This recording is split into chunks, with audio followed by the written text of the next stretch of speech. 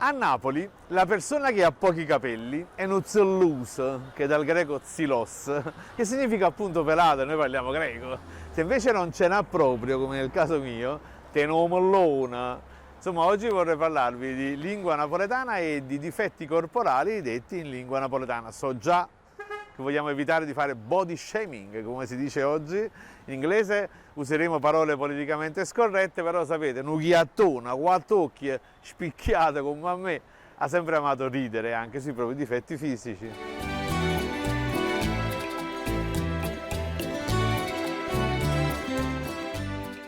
Un napoletano con la testa grande, te ne capi bomba, te ne capi vac, se invece c'ha la testa piccola piccola, te ne capi l'auciulluz. Il balbuziente in Napoli è un cacaglia, ecco, il cacaglia più famoso della storia del teatro napoletano è l'avvocato Tartaglia, quello della commedia di Scarpetta, o Scarfaliet. Sempre come difetti di pronuncia, chi che te ne azzeppa a mocca, come Giovannotti, ecco, per intenderci, in napoletano te ne azzeppa a mocca, e non so manco bene in italiano come si dica, cioè conosco solo la versione napoletana. Chi porta gli occhiali è quattro occhi, oppure o spicchiato, oppure per esempio chi ha gli occhi sempre sporgenti, tiene gli occhi a palla, tiene gli occhi abbuffati, oppure chi è strabico come a me, tiene gli occhi sturti. Il naso, chi ha il naso schiacciato, tiene un nasecana. E Nasecana è uno dei soprannomi più diffusi nella città di Napoli. C'era anche un boss qui, un guappo della sanità, che si chiamava Luigi Campolongo, che era soprannominato proprio Nasecana, quello che fece il terzo funerale di Totò.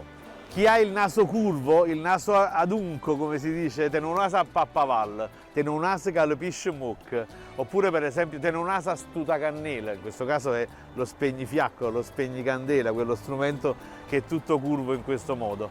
Quello che ha il naso grosso, magari rosso in punta, tiene un naso a puparuola, oppure che ha il naso lungo, tiene un naso ai pip.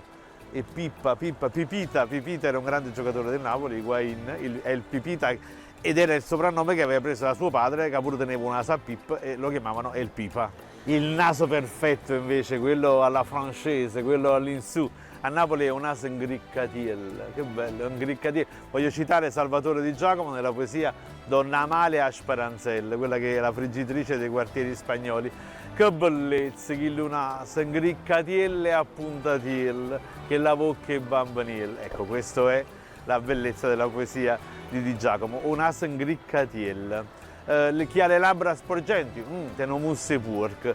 Chi ha il mento molto pronunciato, appuntito, tene asguess o asguesser, ecco. Chi invece ha il doppio mento, come nel caso mio, tene ovuculare. Quello che ha le orecchie a sventola, tene le orecchie provole. Quello che ha il torace sporgente, tene opiette palum. Chi ha il culo grosso, tene o culacchione. Chi tiene il cosce chiatto, come a me, tiene il cosce prosciutto. Chi ha le gambe arcuate, tiene il cosce a bancarella. Chi ha i piedi a papera, tiene i piedi a 10,10, insomma, come un orologio che segna le 10,10. Chi ha la postura curva sta sempre scartellata. Insomma, signori miei, in lingua napoletana anche i difetti fisici hanno delle espressioni veramente fantasiose. Chi ha il seno grande è una zizzacchiona, una zizzagliona. Chi ha il seno piccolo, là San Giuseppe ci ha passato la chianozza.